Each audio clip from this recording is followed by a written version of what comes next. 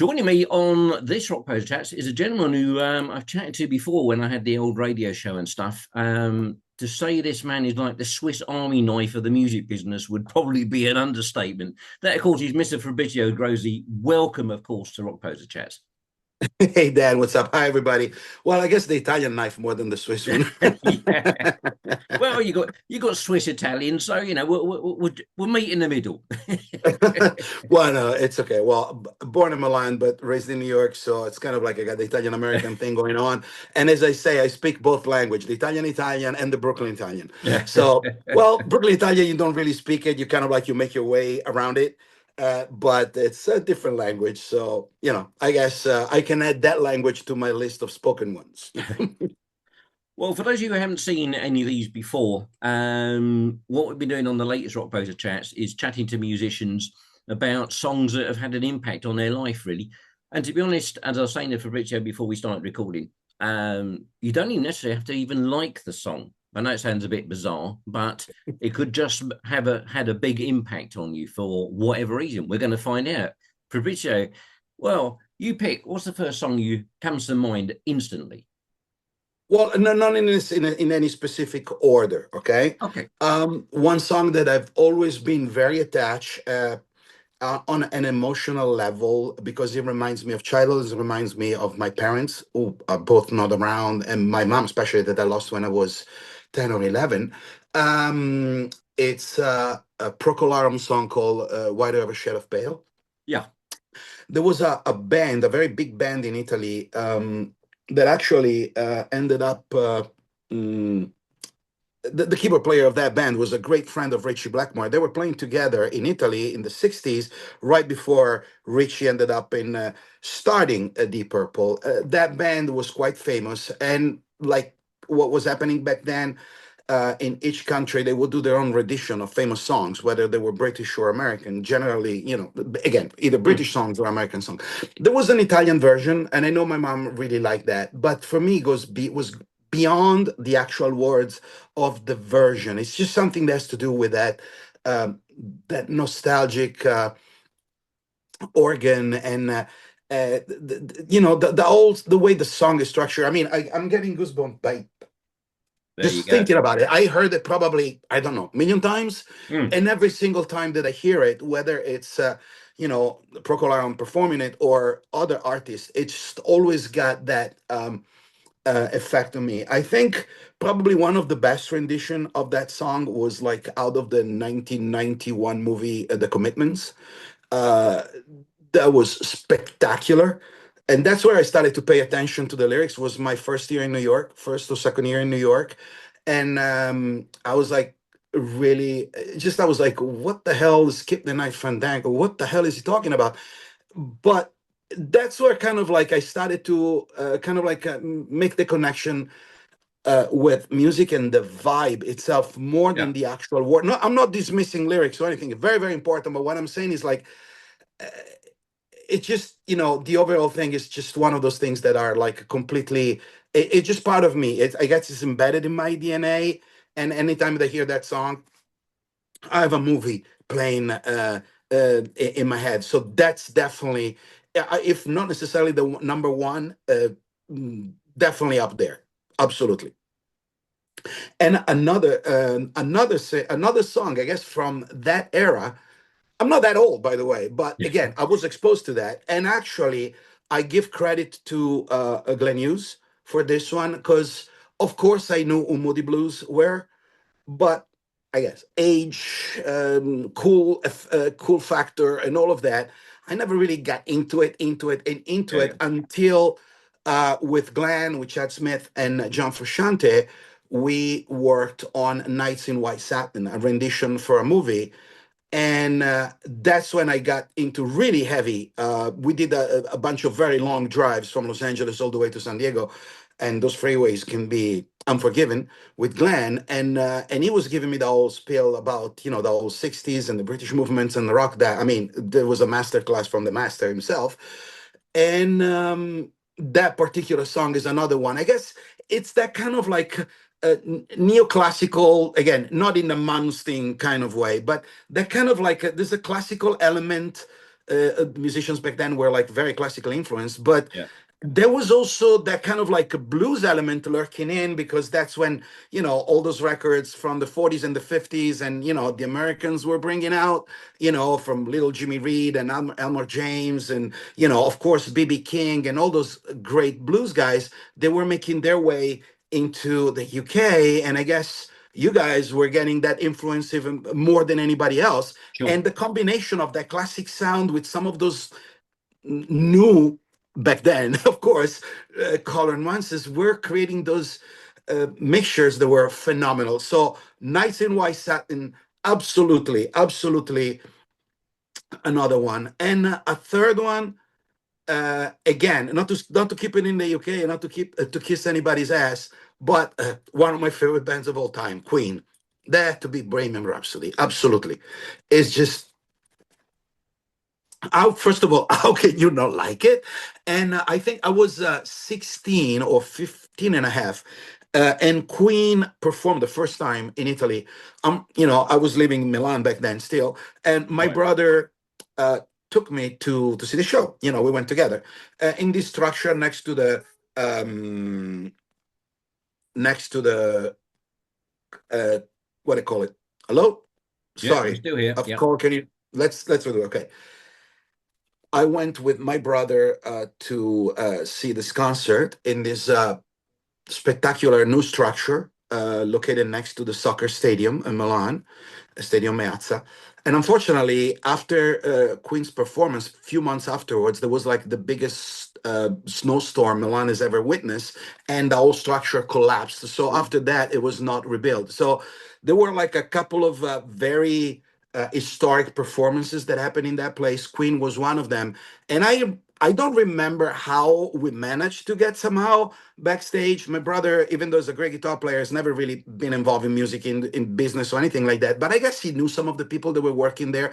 And we were into this, I would say, reception room, was in the green room, where journalists and other people were there. And me, I was like this, 15 and a half, 16 years old guy. I was playing guitar or bass for maybe a year, but I was already a big fanatic music junkie, right? And I remember that I was there with my brother, some people that he was talking to. I remember keep looking at Brian May that was talking to people, and some of the other guys from the band. And I was in awe, and I felt this like, I don't know, it's like almost like when the sun is hitting you in the back and you're driving, that you don't have it in your front, but you just feel this like this yeah, yeah. heat, just like and I couldn't understand what it was. I guess it was just the excitement and everything. And then my brother says, "We need to go." Because now the closing is out and everything. And I turn around to leave, and actually, Freddie Mercury was right behind me. His back was behind mine, and he was talking to people. So I guess I was feeling his energy. That was and their performance live of that song, which included tapes for the first part, and then obviously the band kicks in.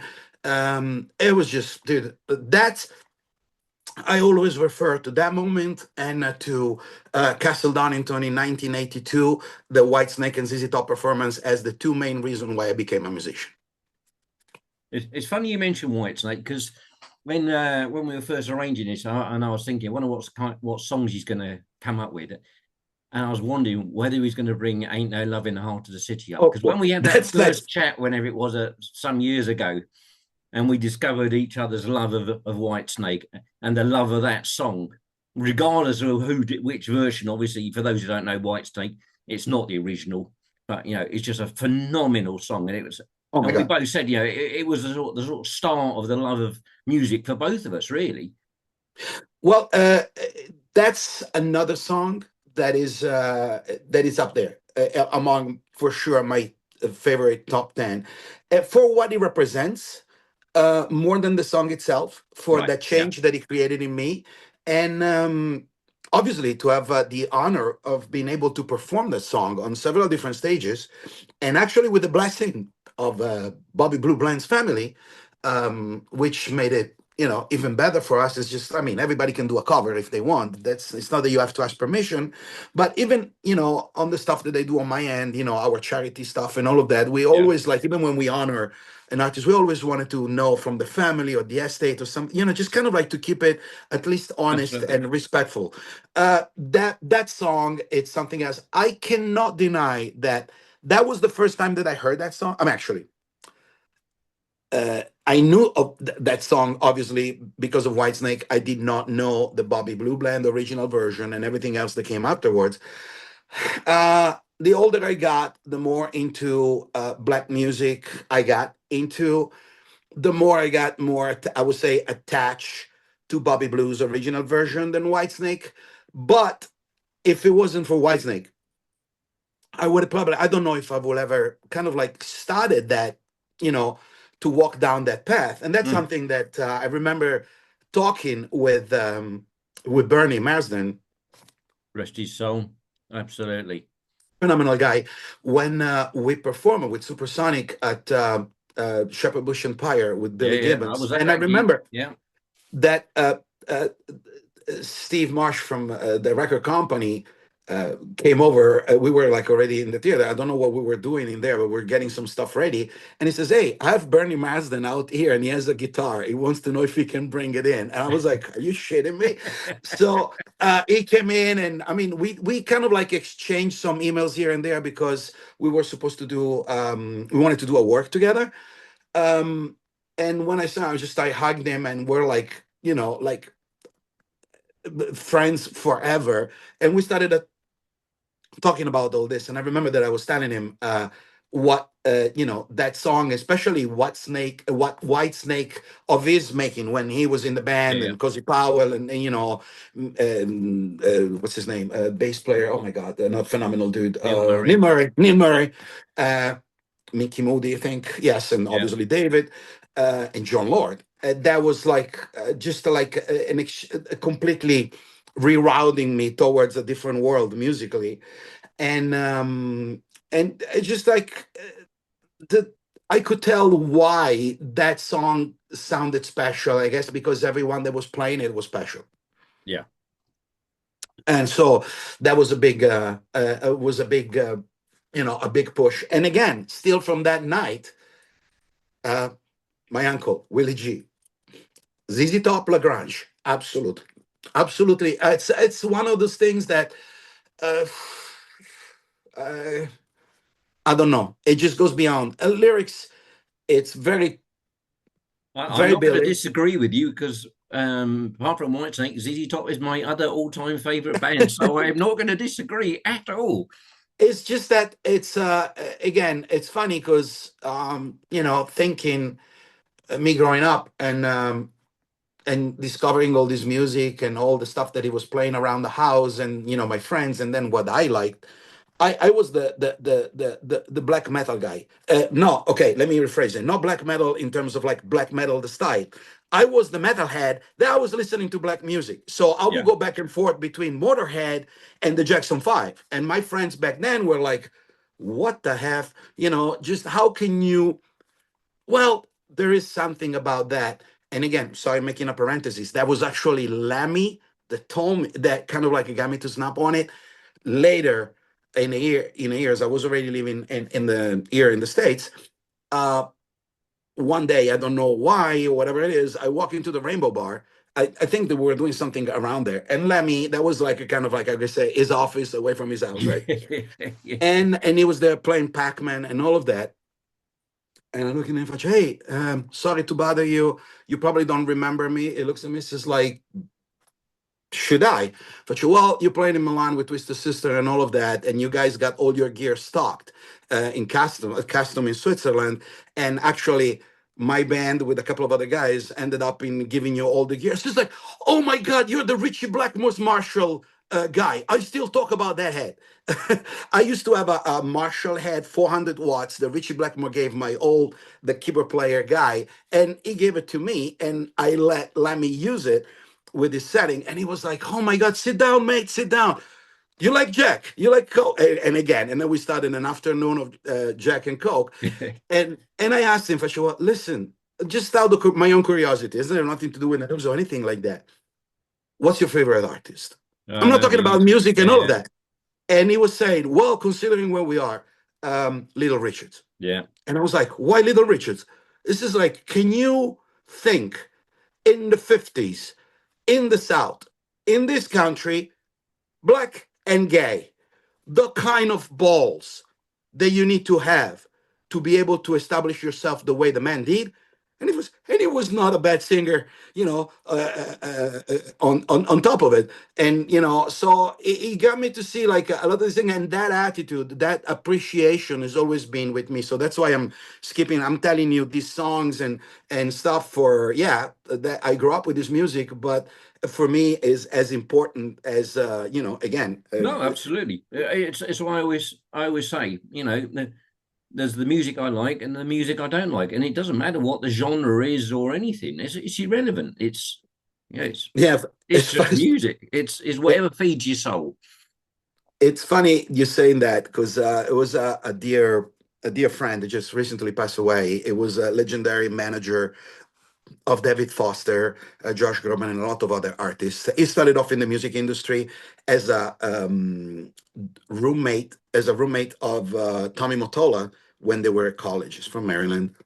I worked with him in late 90s, and a bunch of stuff. And I remember one day, it's funny because there was Kenny G in that room, and Barbara Streisand walked by too. They were doing like a Christmas album and everything. And so I was like surreal because I was fairly young. I was probably like 28, 29, and I'm seeing these people around.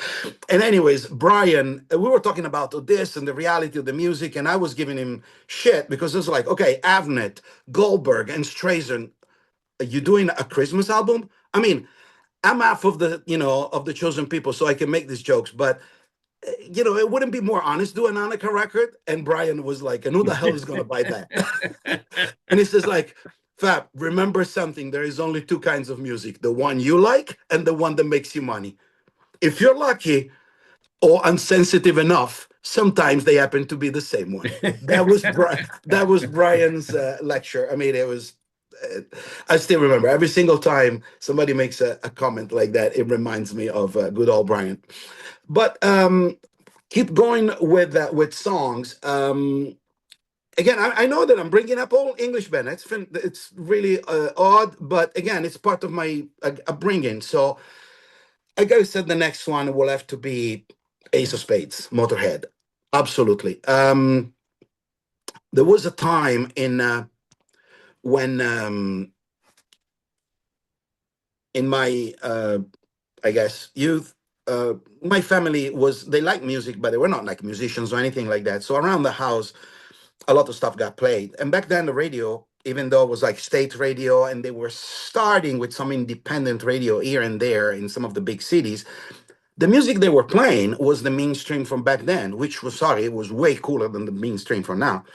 Um, so I will listen in the radio. Like they will play Elvis, James Brown, Earth, Wind and Fire, Bob Dylan, just random. So you get exposed to all this stuff, and the so my attachment to music wasn't necessarily to a specific style, Yeah.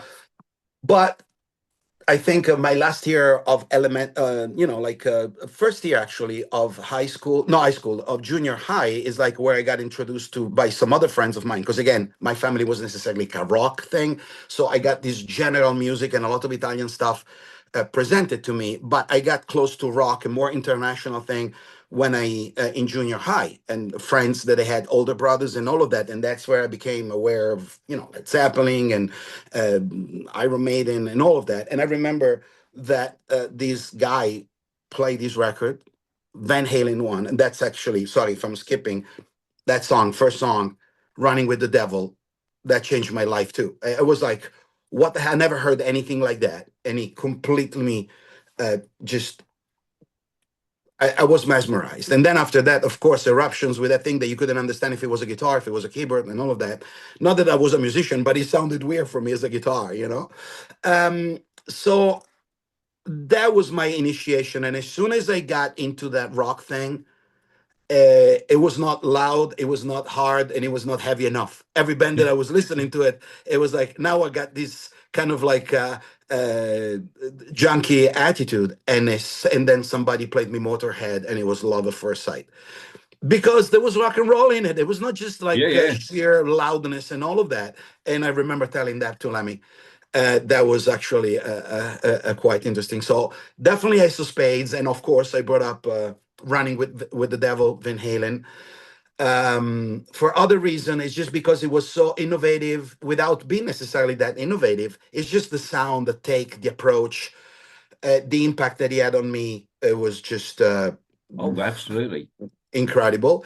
And there are so many uh, songs and music from around there that probably are most significant to me. Not that the recent music doesn't have any importance, it does. But I guess it's like when you're growing up, and it kind of like it stays with you. Probably Mm, it gets embedded in your system. it does. So, so I would say maybe this counts for more than one song, but I would say around the Sandinista album for Clash London, Magnificent Seven from the Clash. Major fan of that song. And again, I was a major fan of British New Wave. So from Yazoo to Depeche Mode and all of that, it was just like, I don't know, the music from around there was just something magic. And I can keep listing all of all these songs have like a very equal impact to me and actually allow me to keep my view on the music and the work that I do, both musically but also visual, very open and not necessarily bounded by a specific style. Yes. So anything from around there, it was definitely worth saving. In terms of like the top 10, uh, from all that time, again, Magnificent Seven, The Clash, and definitely Highway to Hell, AC/DC. Absolutely. And I think we're up to seven now with the songs. I'm glad And you're then, keeping of course, count. and then, of course, way before that, two more songs. One was Carlos Santana, Europe. That was my first initiation to a guitar era or music that was delivered only by guitar, where the Right. guitar player was the main star. And I that groove, even though it was probably the last Latin track of Carlos, got me close to that kind of sound and the thinking in the 60s in San Francisco, the whole psychedelic mood and the old jam. um that's still a big part of me. So absolutely, Carlos, definitely one of that, even more than all the other stuff and the big successes and the other song from back then. That's probably because my mom used to love that song, and anytime that it Yeah. will come on the radio, she will crank it up. So I kind of like, assimilated it a Mm, long time. And the other one, my biggest idol, musically and thinking wise and attitude and writing wise, Bob Marley, No Woman No Cry, from around that time. It was, the message, the song, the vibe. It was reggae, but it was also, there was something else. It was very spiritual.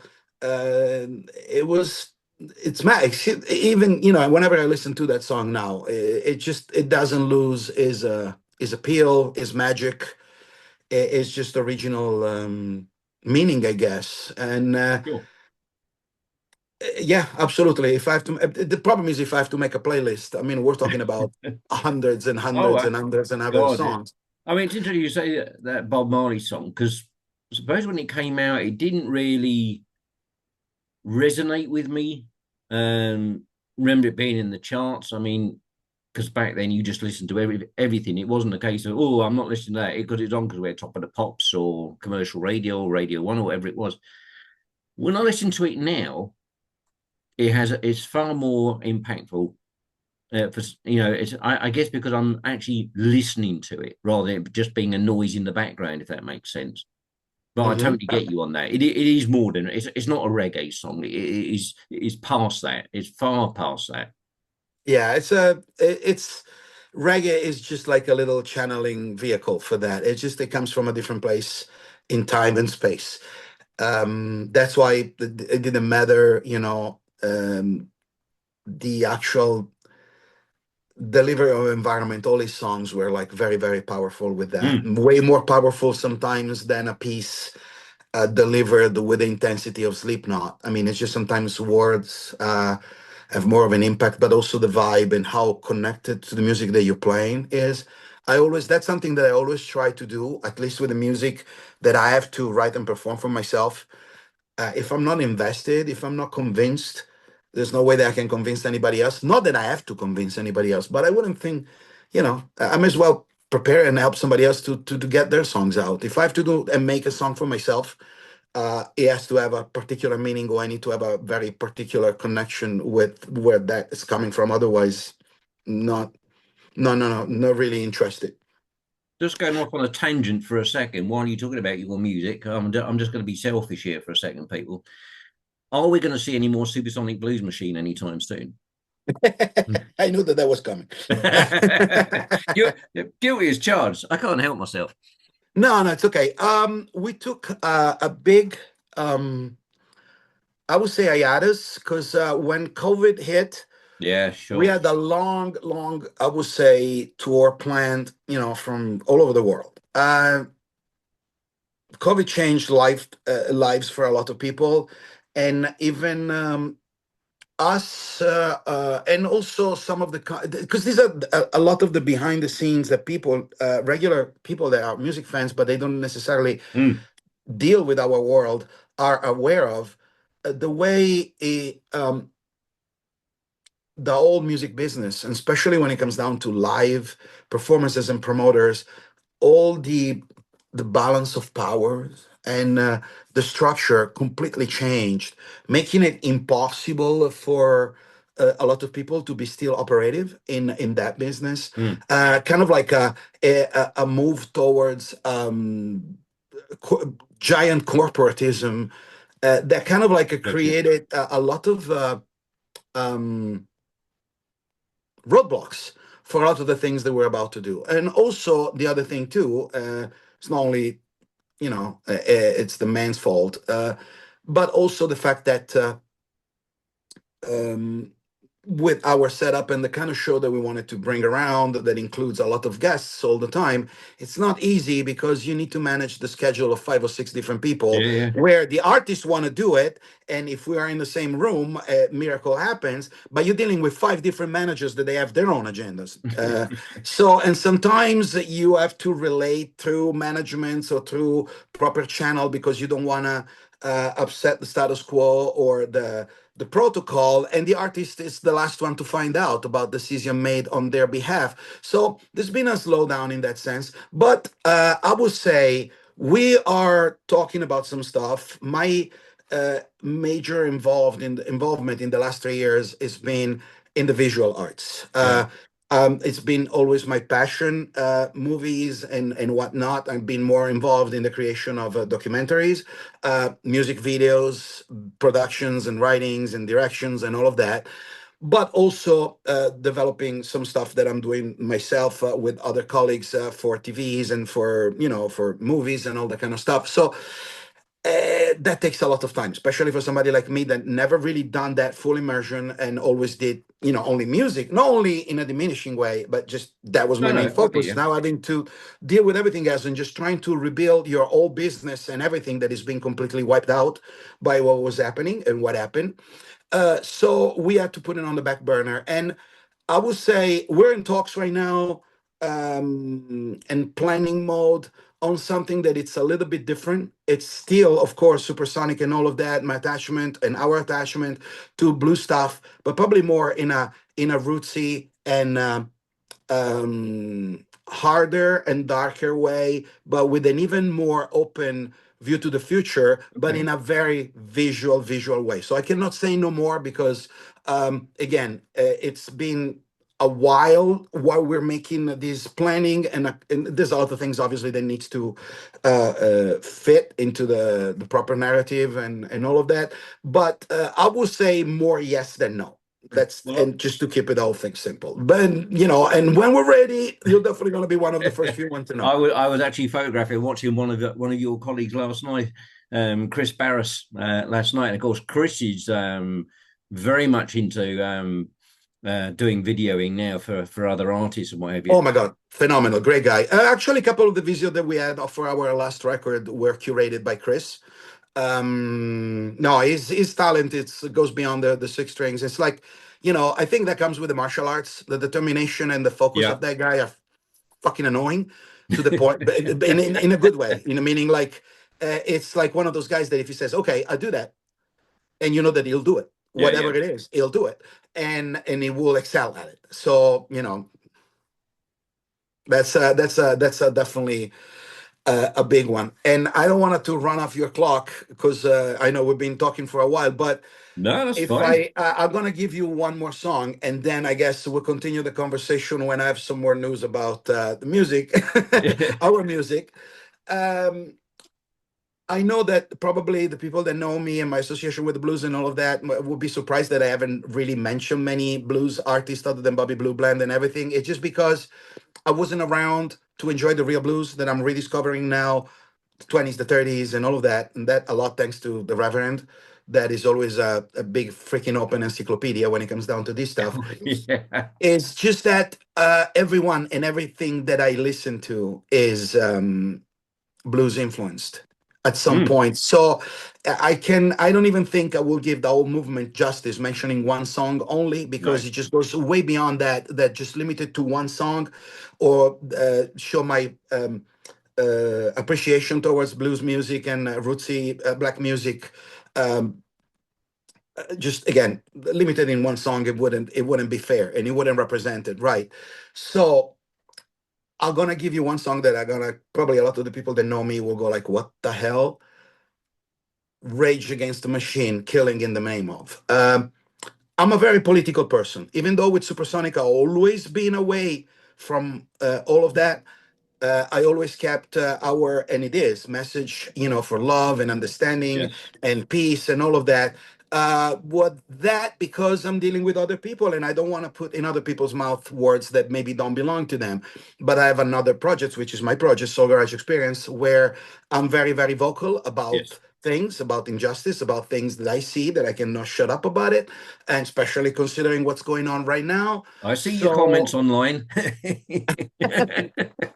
okay, well, actually, that's only for the social media that dedicated to politics and stuff. Because when it comes down to Instagram, Facebook, and everything that it's music related, I keep it to music or Yes. arts related. Yeah. I don't get into that because I don't think those are the places. But if we get into a conversation with somebody, I like to be very, very blunt. And I think Rage Against the Machines, especially with that song, beside the connubius of uh, an infectious funk, heavy rock groove that could have been a mix between Living Color and Led Zeppelin, is just the message itself that it's is as current as it was back then. They Yeah. probably foreseen what was going on, even though in some part of the world that was going on.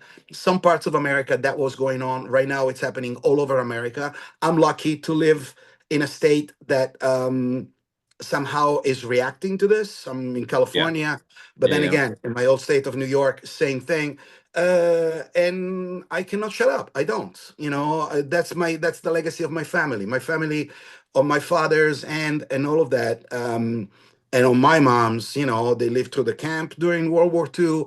My father's, I remember telling me when he was little, uh, that his parents with my brothers that we lost some uncles during the war. They went to Piazzale Loreto in Milano when they hung Mussolini upside down. They were there. So and everything that I've been told from my parents and grandparents about all this, they never shut up, never forget. Regardless, this is not just a religious thing or anything like that. You cannot do this to human people. You cannot. That's just simply no. It's morally wrong. That's part of my legacy. So Mm, it's part of my day, it's part of my thinking, and it's part of who I am. And if I do what I do on things that are not necessarily politically apparently as these clearly displayed, it's part of what I think with that. So yeah. that song is definitely a good representation and probably the best number 10 I can give you right now.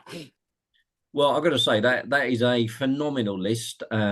Some of those would probably certainly creep into my, I always have a list going in my head as well, and it's all over the shop. Some of my stuff, but a lot of it's emotional rather Yeah. than just because White Snake was one of the first rock bands I got into. But the other stuff before that it's a very emotional link. But I say I'm doing these things simply because I'm fascinated just to hear. not necessarily just everybody's choices, but the meaning behind it all. And as always, I always just like chatting to you anyway because we always have a good chat.